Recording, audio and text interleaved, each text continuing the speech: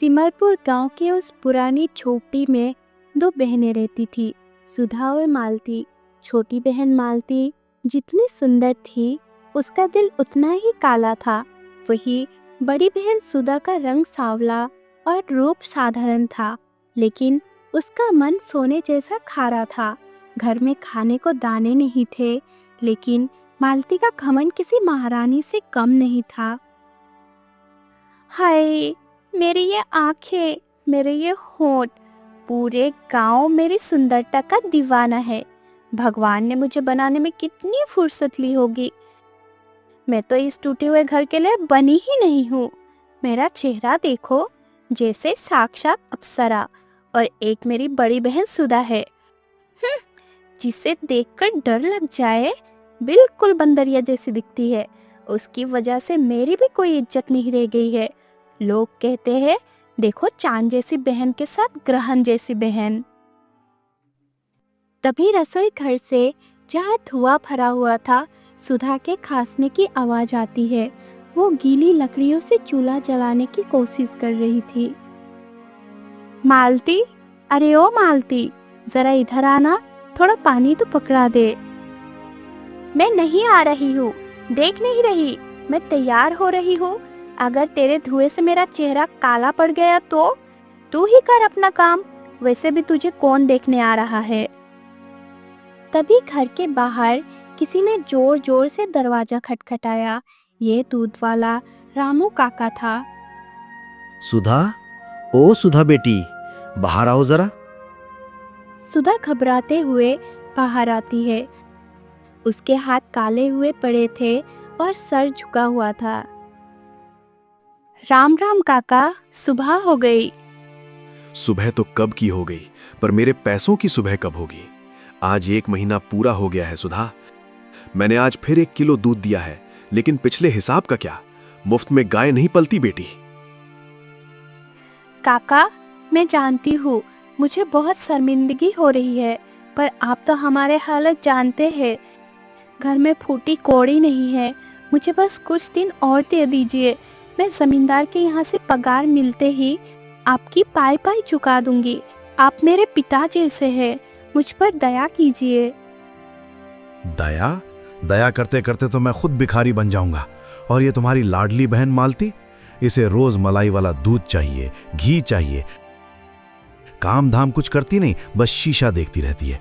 सुधा, मैं साफ कह रहा हूं, अगर 1 हफ्ते में पैसे नहीं मिले तो पुलिस में शिकायत कर दूंगा या फिर दूध बंद कर दूंगा। नहीं नहीं काका, ऐसा मत करना। दूध बंद हो गया तो मालती क्या पिएगी?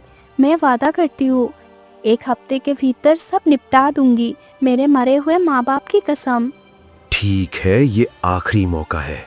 सिर्फ तेरे भोलेपन की वजह से रुक रहा हूं, वरना उस नखरे वाली के लिए तो मैं पानी भी ना दूं। रामू काका बड़बड़ाते हुए चले जाते हैं। सुधा भारी मन से रसोई में वापस आती है। तभी मालती धमकते हुए रसोई में घुसती है। क्या खिचखिच कर रहा था वो बूढ़ा? दिमाग खराब करके रखा है सुबह सुबह। अच्छा सुन, खुशबू तो अच्छी आ रही है। क्या बना रही है? आज तो पक्का पनीर बना रही होगी ना? तूने वादा किया था। नहीं मालती, वो पनीर के लिए पैसे नहीं थे। ये खाना बहुत स्वादिष्ट है, तुझे पसंद आएगी। क्या? दाल चावल, फिर से वही गरीबों वाला खाना? तू चाहती है मैं भूखी मर जाऊं? मैंने तुझसे साफ कहा था कि मुझे पनीर खाना है। मेरी बहन, समझने की कोशिश कर। घर में एक पैसा नहीं है, थोड़ा खा ले, पेट भर जाएगा। कल मैं पक्का कुछ और इंतजाम करूंगी। भाड़ में गया तेरा इंतजाम। तू जानबूझकर मुझे तड़पाती है। अगर मैं तेरी तरह बदसूरत होती तो शायद मुझे भी कोई काम मिल जाता, लेकिन मैं रानी बनने के लिए पैदा हुई हूँ, मजदूरी करने के लिए नहीं। मैं ये खाना नहीं खाऊंगी, जा यहाँ से। ठीक है, मत खा, लेकिन याद रख, ये बदसूरत बहन ही तेरे लिए जी रही है। अगर मैं ना रहूं तो तुझे पानी देने वाला भी कोई ना मिले। सुधा अपने आंसुओं को पीकर काम पर निकल जाती है। वो गांव के जमींदार के घर पहुंचती है, इस उम्मीद में कि शायद कुछ पैसे मिल जाए।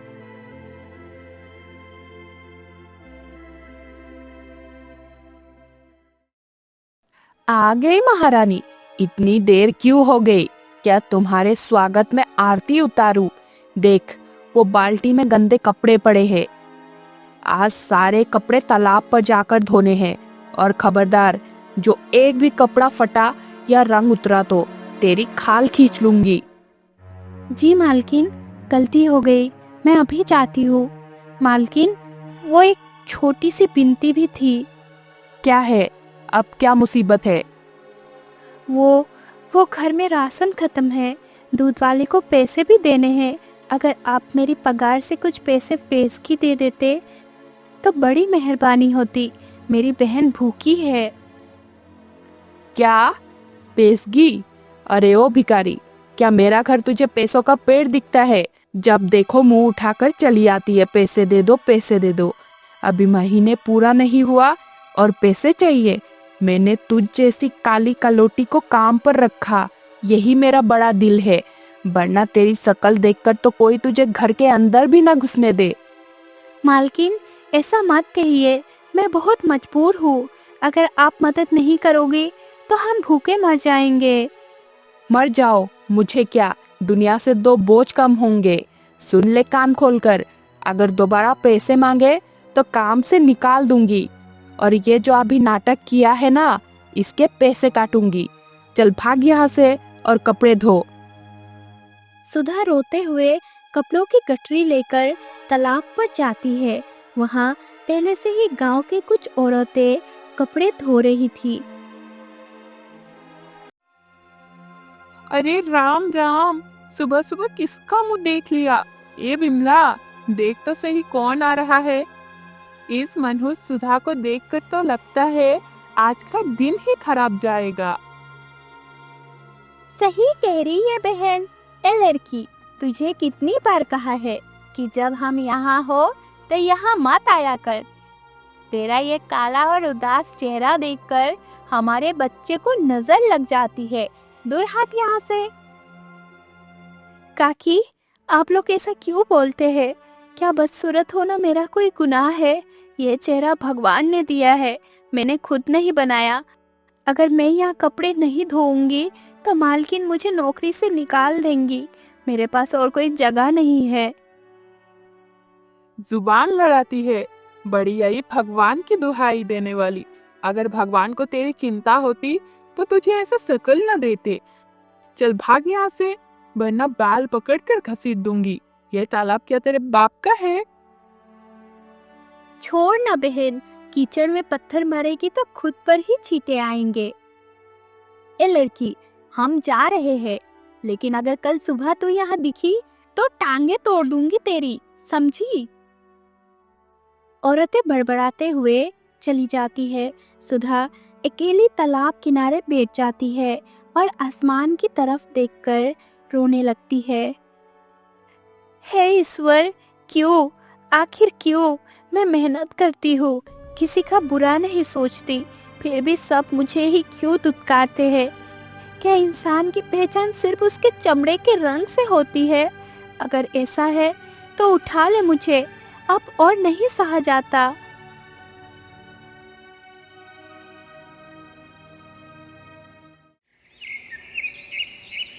शाम को सुधा खाली हाथ घर लौटती है। मालती दरवाजे पर ही खड़ी उसका इंतजार कर रही थी। आ गई तू? ला दिखा क्या लाई है। मालकिन ने पैसे दिए थे ना?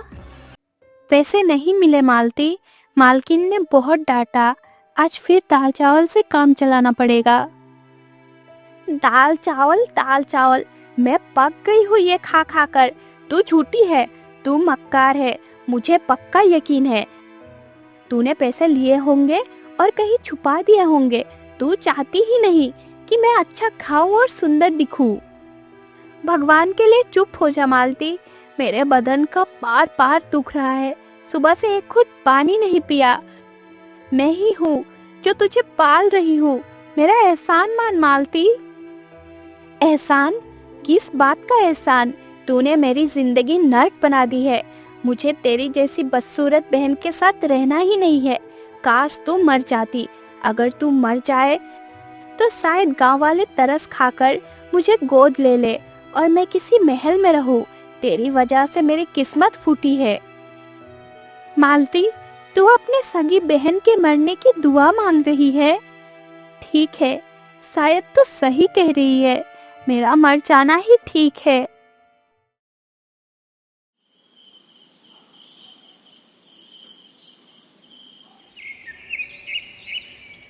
अगली सुबह सुधा घर के बाहर सफाई कर रही थी। तभी एक बहुत ही बूढ़ी और कमजोर औरत लाठी टेकते हुए वहां आती है। बेटी, ओ बेटी, कोई है? 2 दिन से भूखी हूँ, गले से आवाज भी नहीं निकल रही। थोड़ा पानी मिलेगा क्या? सुधा तुरंत अपना काम छोड़कर उस बूढ़ी अम्मा के पास जाती है और उन्हें सहारा देती है। अरे माताजी, आप यहाँ धूप में क्यों खड़ी है? आइए, यहाँ छाया में बैठिए, मैं अभी पानी लाती हूँ। सुधा घर के अंदर से पानी लाती है और बूढ़ी अम्मा को पिलाती है। जुग जुग जियो बेटी, कलेजे को ठंडक मिल गई। घर में कुछ खाने को है, पेट में आग लगी है। माताजी, मैं आपसे झूठ नहीं बोलूंगी, हम बहुत गरीब हैं। कल रात के थोड़े से बासी चावल बचे हैं। बेटी, भूख में बासी और ताज़ा नहीं देखा जाता।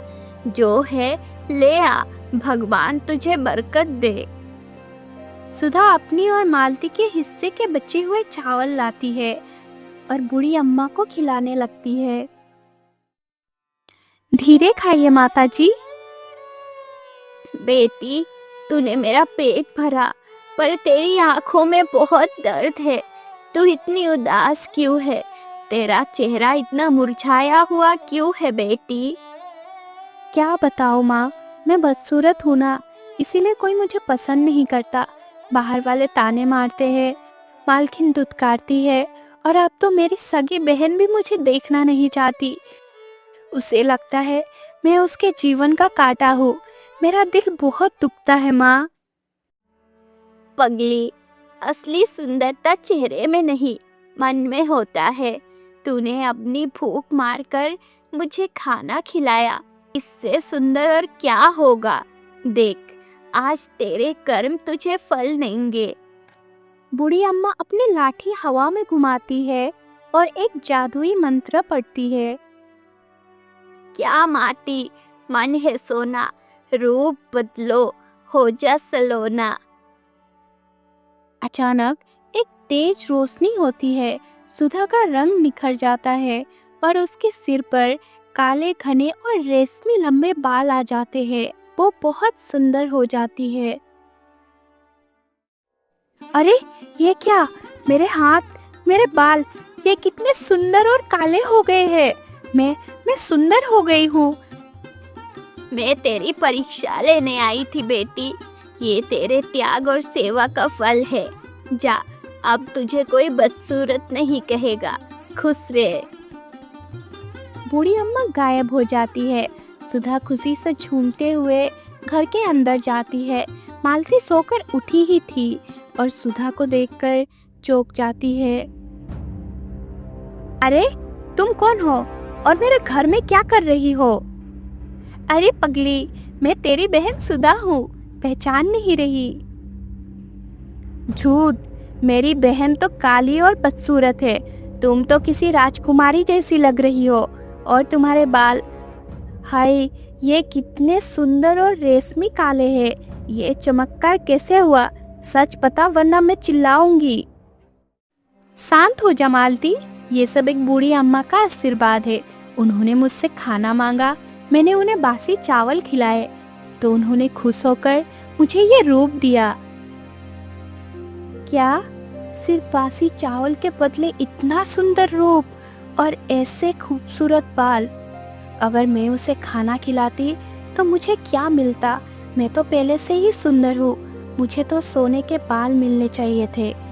ये सुधा मुझसे आगे कैसे निकल गई? अब तो ये मुझसे ज्यादा सुंदर लग रही है। नहीं, मैं ये बर्दाश्त नहीं कर सकती। अच्छा, तो वो बुढ़िया जादूगरनी थी। ठीक है, अब मैं भी उसका इंतजार करूंगी। तू देखना, मैं तुझसे भी बड़ा वरदान लेकर दिखाऊंगी।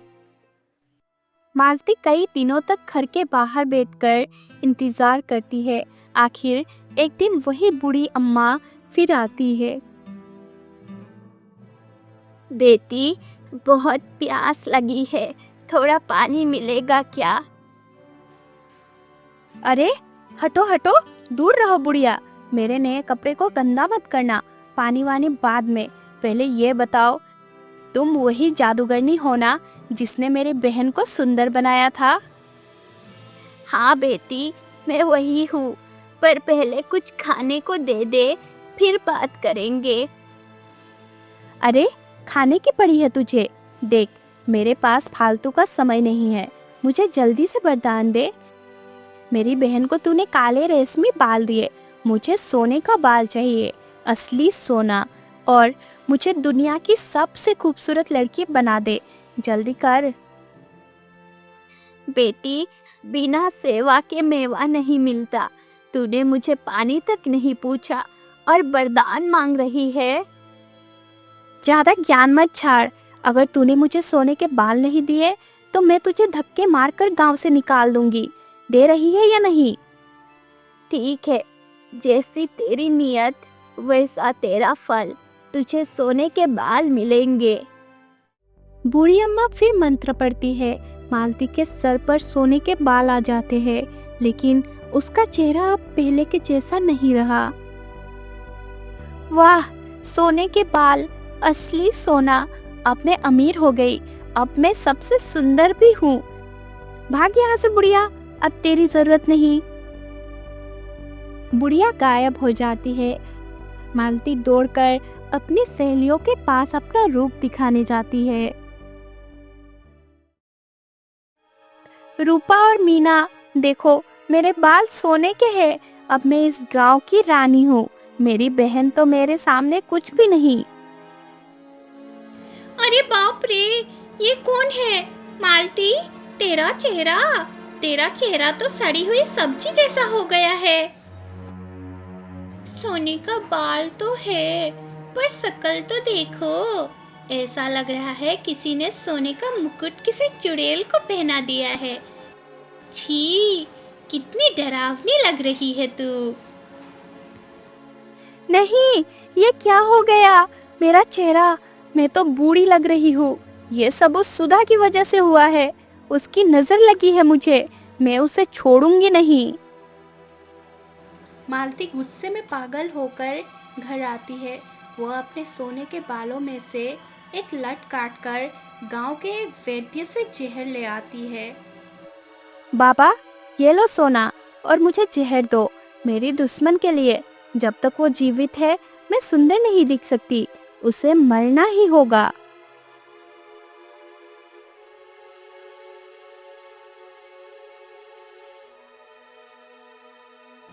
घर आकर मालती खीर बनाती है और उसमें जहर मिला देती है। आज ये खीर खाकर सुधा हमेशा के लिए सो जाएगी। फिर ये घर, ये राज सब मेरा होगा। रात को सुधा घर आती है। मालती बहुत प्यार का नाटक करते हुए उसे खाना परोसती है। दीदी, आ गई तुम। देखो, आज मैंने अपनी गलती सुधारने के लिए तुम्हारे लिए खीर बनाई है, खा लो। मालती, तूने मेरे लिए खाना बनाया? मुझे पता था मेरी छोटी बहन मुझसे नफरत नहीं कर सकती। ला, खिला। सुधा जैसे ही खीर खाने वाली होती है, अचानक खिड़की दरवाजे खड़कने लगते हैं और एक तेज रोशनी के साथ वही बूढ़ी अम्मा परी के असली रूप में प्रकट होती है। रुक जा सुधा, उस खीर को हाथ मत लगाना। माताजी, आप यहाँ और इस रूप में? इस दुष्ट लड़की से पूछ, इसमें क्या मिलाया है? ये तुझे खीर नहीं, जहर खिला रही है। मालती, क्या ये सच है? तू मुझे मारना चाहती है? मैंने तुझे माँ की तरह पाला और तू मेरी जान लेना चाहती है? नहीं, नहीं दीदी, वो झूठ मत बोल। मुझे सब पता है। तूने अपनी सुंदरता और लालच के लिए अपनी सगी बहन का सौदा कर लिया। तुझे सोने के बाल चाहिए थे ना?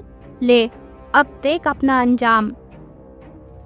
परी अपनी छड़ी घुमाती है, मालती के सोने के बाल गायब हो जाते हैं और वो पूरी तरह गंजी हो जाती है।